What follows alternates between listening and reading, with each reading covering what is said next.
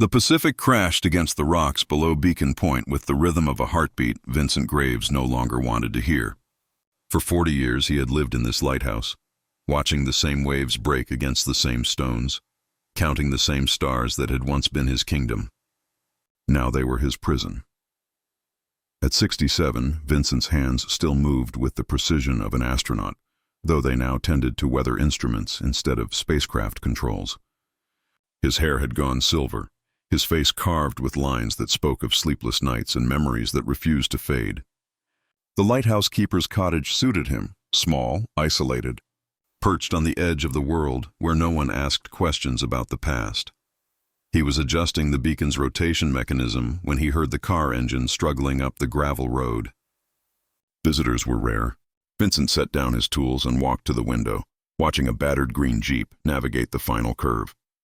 A young woman emerged, dark hair pulled into a practical braid, carrying equipment cases that marked her as a scientist. "Dr. Graves," she called out, shielding her eyes against the afternoon sun. "I'm Rosa Delgado from the Maritime Institute." "I called about the research station?" Vincent descended the lighthouse stairs slowly. He had agreed to let some marine biologist use his dock facilities, mainly because the small rental fee would cover winter heating. He hadn't expected someone so young, so full of the kind of energy he'd lost decades ago. "Call me Vincent," he said, extending his hand. "The dock's around the eastern side. Water's deep enough for most research vessels." Rosa's handshake was firm, confident. "Thank you. I'm studying humpback migration patterns. Your lighthouse has the perfect vantage point for tracking pods as they move north." She paused, studying his face with curious brown eyes. "You're that Vincent Graves, aren't you? The Meridian Explorer mission?" His jaw tightened. "That was a long time ago. 40 years, Rosa said softly. "I wrote my undergraduate thesis on deep space first contact protocols. Your mission was supposed to change everything." "It did," Vincent replied, his voice flat. "Just not the way anyone planned." He turned away, gesturing toward the dock. "You'll want to set up before the tide changes." Over the following week, Rosa established her research station with remarkable efficiency. Vincent watched from the lighthouse as she deployed hydrophones, set up monitoring equipment, and spent hours in her small boat photographing whale flukes. She worked with a dedication that reminded him painfully of another scientist, another lifetime ago. On the 8th day, Rosa knocked on his door carrying a waterproof case. "I found this while securing the dock foundation," she said. It was wedged between the rocks, sealed in preservation plastic. Vincent's breath caught. The case bore his own handwriting: Project Meridian, Personal Logs, V. Graves, 2385. He'd hidden it there 40 years ago, during the worst of his grief. Unable to destroy it, but desperate to forget. "I shouldn't have opened it," Rosa continued, but the seal was breaking. "Vincent, your journals, they tell a different story than the official reports. Diana Whitmore wasn't just crew. She was your fiancée." The name hit him like a physical blow. Diana. He hadn't spoken it aloud in decades. She was everything. Vincent whispered, "And I left her to die in deep space." Rosa set the case on his table. The journals end abruptly. "But there's something else." She pulled out a small data chip. This was attached to the last entry. "It's encrypted with a frequency signature I've never seen before." Vincent, "It's been transmitting. For 40 years, something has been sending a signal from deep space, and it matches Diana's personal comm frequency." Vincent's hands trembled as he took the chip. For 40 years he had believed Diana was gone, scattered among the stars he'd chosen over her life. The official report had been clear. The crew compartment had failed, life support lost, no survivors. He had made his choice: complete the first contact with the Archon species. And humanity had paid the price with 6 lives, including the woman he loved. "It can't be," he said. The Meridian was destroyed. "I saw the debris field." "Then maybe," Rosa said gently, "it's time you found out what really happened. Because whatever's sending that signal, it wants you to know something, and I think I can help you decode it."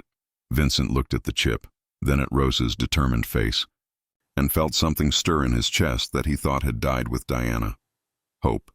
Fragile and terrifying, like the first light of dawn after the longest night. The lighthouse's basement had become a makeshift laboratory, filled with Rosa's decoding equipment and Vincent's salvaged space communication arrays. For 3 days they worked in concentrated silence. broken only by the rhythm of keystrokes and the distant crash of waves against the rocks. Vincent's fingers moved across the vintage control panel he'd retrieved from storage, muscle memory guiding him through protocols he hadn't touched in 40 years. Rosa sat beside him, her modern tablet interfacing with his ancient technology, bridging decades of advancement. "There," Rosa said suddenly, her voice tight with excitement. "I've isolated the carrier wave. Vincent, this isn't random noise. It's structured, deliberate. Someone encoded multiple layers into this transmission. The first layer decoded into a simple text message, dated 3 months after the Meridian disaster. Vincent, I survived. They saved me. Trust what comes next." Diana Vincent's vision blurred. "That's impossible." The official inquiry confirmed. "The official inquiry was wrong," Rosa interrupted gently. She advanced the sequence. "There's more. Years of transmissions, Vincent. She's been sending messages home for decades. The screen filled with data streams, each marked with timestamps spanning 40 years. Rosa began translating them chronologically, and slowly, impossibly, Diana's story emerged from the void. The Archons had never been hostile. When Vincent made his choice to complete first contact rather than attempt the impossible rescue, the Archons had understood something profound about humanity, that some individuals would sacrifice everything for knowledge, for connection, for peace. They had interpreted Vincent's decision not as abandonment, but as trust. So they had saved Diana and the other crew members themselves. "Listen to this entry," Rosa said, her voice reverent. She played an audio file, aged and compressed, but unmistakably Diana's voice. "Vincent, if you ever hear this, know that you made the right choice. The Archons showed me why. They rescued us because your decision proved humanity's potential for wisdom over instinct. They've offered me something extraordinary, the chance to be Earth's first true ambassador. Not through governments or military channels, but through understanding. I'm accepting. Tell Earth I chose this. I love you, and I forgive you for making the impossible choice. Now I'm making mine." Vincent collapsed into his chair, decades of guilt cracking open. "She forgave me," he whispered. "All these years I thought—" "She didn't just forgive you," Rosa said softly. "She built on your choice." She pulled up more files. "Vincent, Diana lived among 5 different alien civilizations. She learned their languages, their cultures, their philosophies.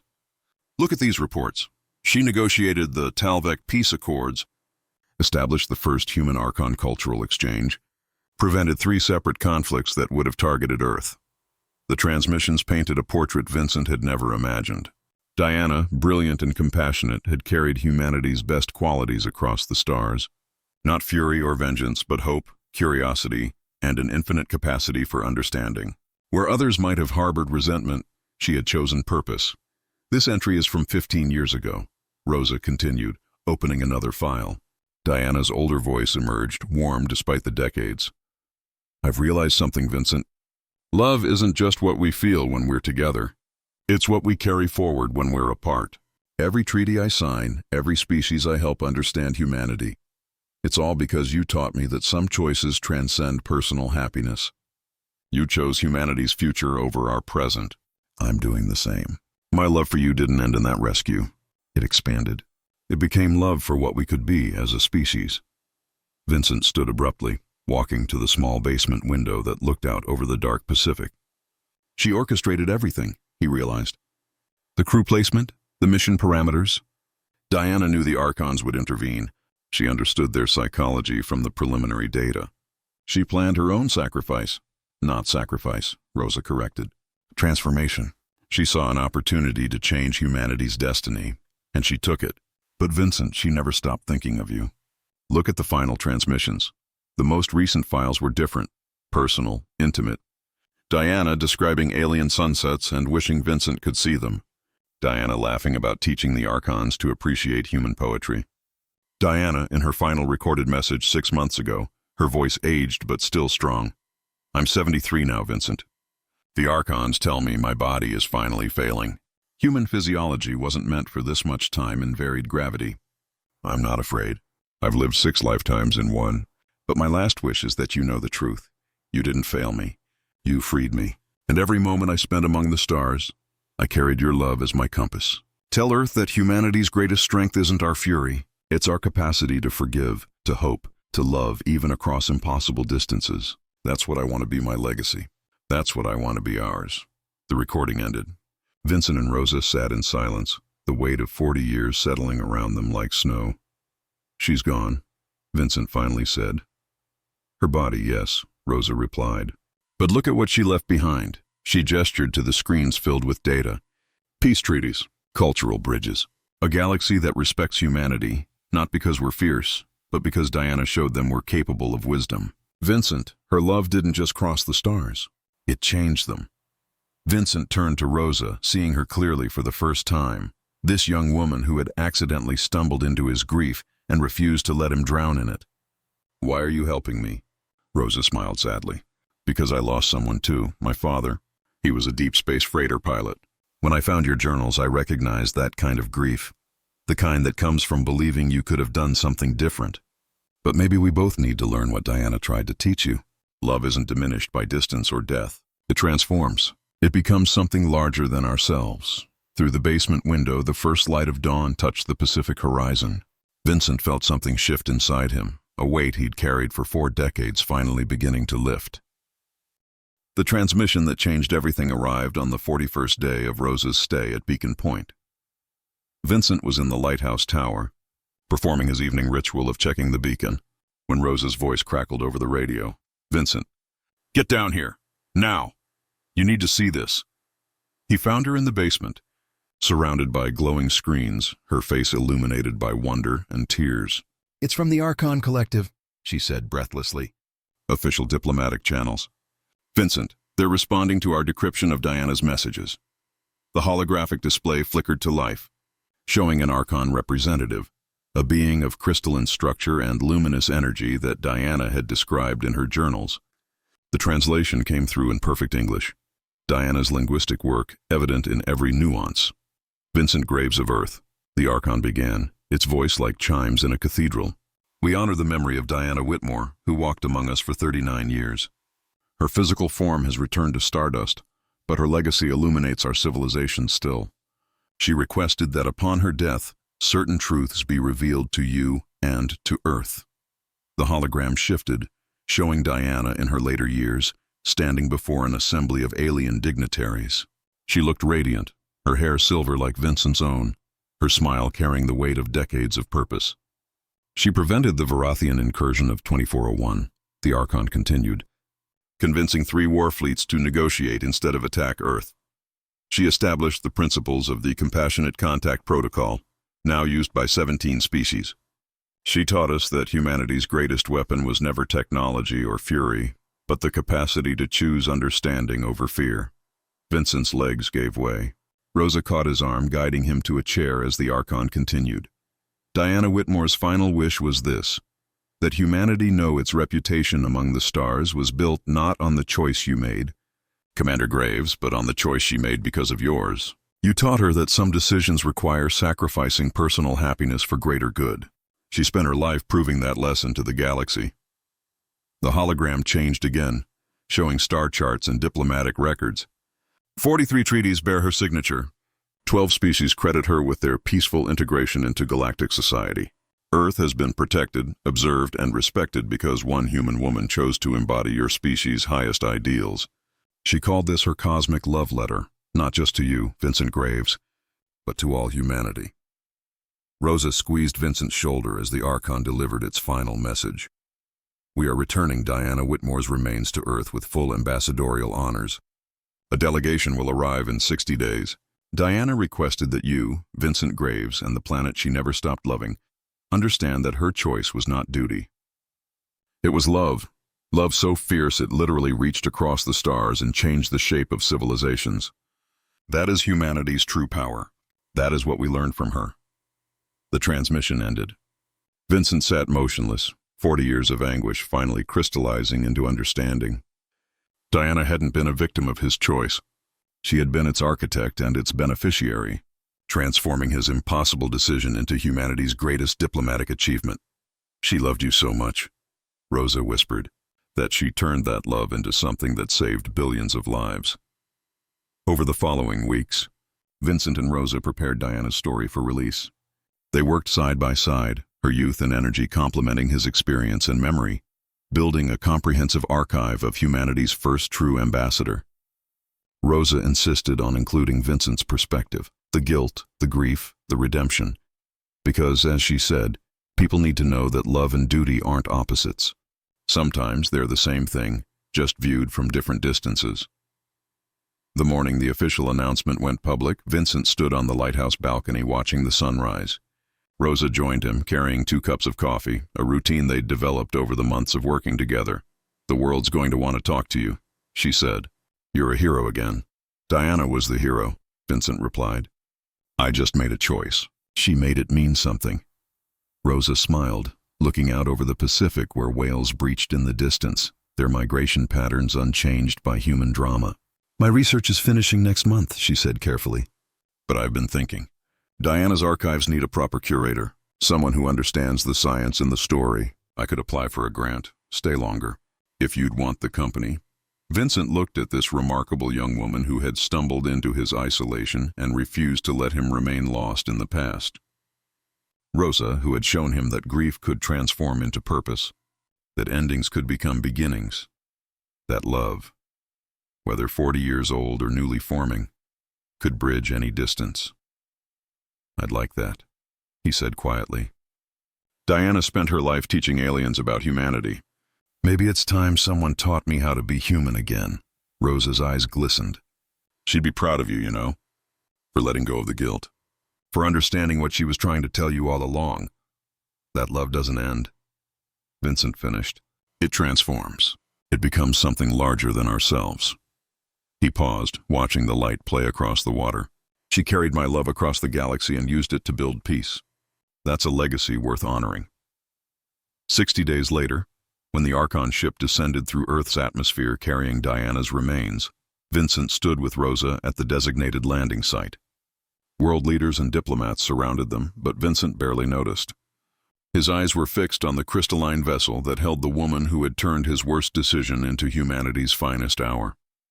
The Archons presented Diana's memorial capsule with reverence, explaining that it contained not just her physical remains but her complete works, journals, diplomatic records, cultural studies, and personal messages. The lead Archon turned to Vincent specifically. "She left something for you alone," it said, extending a small data crystal.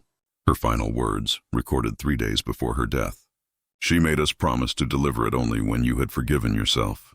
We believe the time has come." That evening, in the lighthouse basement that had become a shrine to Diana's memory, Vincent played the message while Rosa sat beside him, offering silent support. Diana's aged face appeared, her eyes still bright with the intelligence and warmth he remembered. "Vincent," she began, her voice soft but strong, "if you're hearing this, it means you finally understand. I never needed you to save me from the stars. I needed you to show me how to reach them. Your choice gave me purpose. My choice gave humanity peace. Together we proved that love isn't about holding on. It's about letting go, and trusting that what you release into the universe will find its way to exactly where it needs to be." She smiled, and Vincent saw in that smile the young scientist who had promised to explore the cosmos with him, and the elder ambassador who had done exactly that. "I loved you every day I was out here. But more than that, I loved what we could accomplish if we were brave enough to sacrifice proximity for possibility. You taught me that courage, Vincent. Thank you for making the impossible choice. Thank you for letting me become more than I ever dreamed." Diana's image flickered, her final words barely a whisper. "Look up at the stars, my love, and know that I'm still here. In every treaty signed, every species at peace, every human who reaches for the cosmos without fear. That's us, Vincent. That's our love, eternal, transforming, and infinite as the space between stars. Don't mourn what we lost. Celebrate what we became." The message ended. Vincent sat in silence, tears streaming down his face, but for the first time in 40 years, they weren't tears of grief. They were tears of gratitude, of understanding, of peace finally found. Rosa's hand found his. "She was right," she said softly. "Love doesn't end. It transforms." Vincent nodded, looking at their joined hands, then up at the basement ceiling where beyond the lighthouse, beyond the atmosphere, the stars Diana had walked among still shone. "She carried humanity's best qualities across the galaxy," he said. "Hope, sacrifice, redemptive love. And somehow she's still teaching me, teaching all of us that the fiercest love isn't the one that holds tight. It's the one that sets free and trusts the universe to honor what's released. Outside, the Beacon Point lighthouse beam swept across the dark Pacific, a rhythm of light reaching into darkness, a promise that even in isolation, someone was always watching, always guiding, always hoping for safe harbor. And somewhere among the distant stars, Diana had called home. Her legacy continued, a cosmic love letter that had indeed carried the weight of humanity's finest qualities, proving that sometimes one person's unwavering devotion could change not just hearts, but entire galaxies. Vincent Graves finally understood. He hadn't lost Diana to the stars. He had given her to them, and in return she had given humanity itself, transformed, forgiven, and beloved across the infinite dark.